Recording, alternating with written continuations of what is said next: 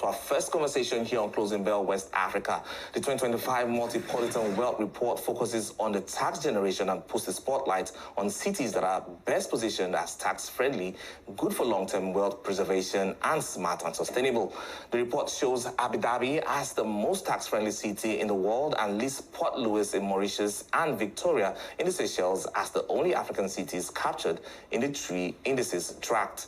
Chee Okebalama, the executive partner for Africa at Multipolitan, joins me now to unpack the report. Thank you so much for your time on the show today, Chee. And looking at this report, I thought it was quite a refreshing look at what we're seeing play out in terms of high net worth individuals who are trying to, craft a strategy for their wealth. But I'd like you to give us some context here and why these indices are critical and practical to help people protect their wealth. Thank you. First of all, I just want to say thank you for having me on the show, Kenneth. I'm such a huge fan, and I'm just glad to be here.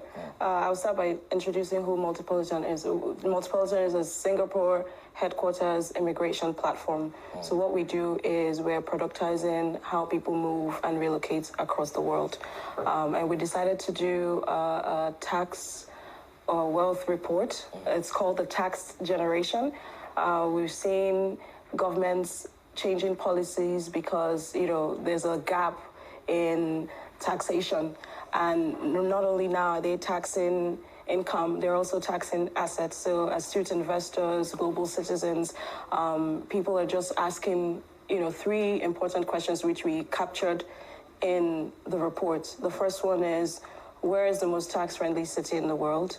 Another one is, where will I have wealth preservation? And we looked at the last 10 years, and you know how volatile the economy around the world has been over the last 10 years. And third, and importantly, and also importantly, is the smart and sustainable cities, which sometimes in this part of the world doesn't really sound like much, but, sustainability and, AI-driven technology is also going to play a very big role in wealth preservation over the years. When you look at the report, I'm curious to know what common traits some of the top cities have in terms of long-term wealth preservation. Okay, so if we look at the top tax-friendly cities, we see Abu Dhabi as the top, Dubai and Singapore as the top three. Now, Singapore actually shows up a lot in the three. They're doing a lot of things right. They're doing almost everything right. Shows up a lot. Top five in the three polls. In the second poll for wealth preservation, we see Zurich, which is in Switzerland, Hong Kong and Basel, also in Switzerland. And for the smart and sustainable cities, we see Wellington, which is in New Zealand. Now, these three indices are what we believe are what is driving people's decisions as to where to put their money, also, where they need global mobility and access to.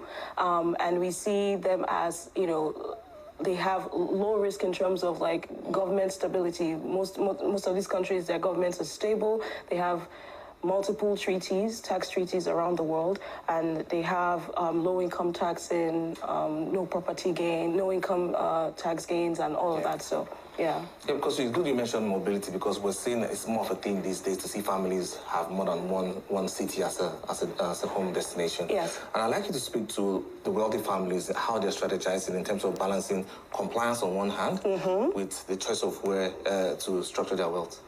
Okay, so one thing they're definitely doing is diversifying their portfolios across jurisdictions so that they're not trapped in any one set jurisdiction. And then secondly, based on compliance, like you're saying, they're instituting trusts. They're also instituting family offices to help safeguard their wealth. Because now it's not only about making wealth, it's also about defending wealth.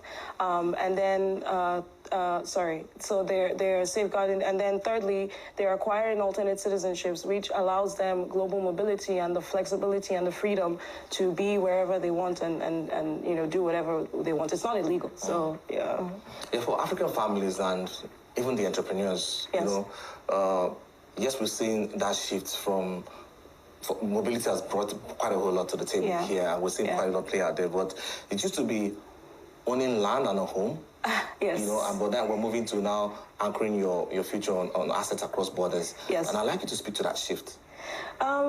Okay, so owning land and a home used to be some form of a bragging right? And then now, you know, we say that a second citizenship or an alternate residency, it's not a flex anymore, it's a necessity. You know, before, if you had a second passport, you just, you know, you would be showy about it, but now you actually, it's like let's get to work. We've gotten it now, let's get cracking. So what we're seeing is that people are making decisions to even offload some of their assets so that they can have other assets such as an alternate citizenship or an alternate residency, because what that does for you is it opens jurisdictions across the world for you, especially for the African who, you know, in these parts of the world, where the restrictions, you know, our passport holds. Yeah. So with access to other markets, we're seeing that, you know, people have, you know, more ground to play with, and they can also create more business in Africa by having access to more business outside of Africa. I want to ask you this question because I see that you're working with people who are making big life decisions. And I'm curious to get a very spontaneous answer from you on this one. Okay. What's one surprising reason someone has chosen a second residency in all the people you've been speaking to? Okay, I'll give you an example from 2 days ago, a call I had. And this lady just said, I don't want to lose access to visiting my son in the U.S. because he's in school in America. Okay. That's a reason. I want a surprising one. A surprising reason. Oh my God. Well, I mean, for me, it's not a surprise anymore because I've seen everything, right? Okay. And when we're dealing with clients, we're not just suggesting something to them. It's like an analysis, right? You sit down, you hear what they want to do, you hear where their life trajectory is going. And some people just want global access and global mobility, and then they look for global stability. So there hasn't been like any shocking, you know, like I'm sorry if I disappointed you. Okay. Thanks for answering my question without answering my question. Come on. But definitely quite a lot to look at here. But thank you so much for your time on the show today. Thank you so much, Chee Okebalama, the executive partner for Africa at Multipolitan.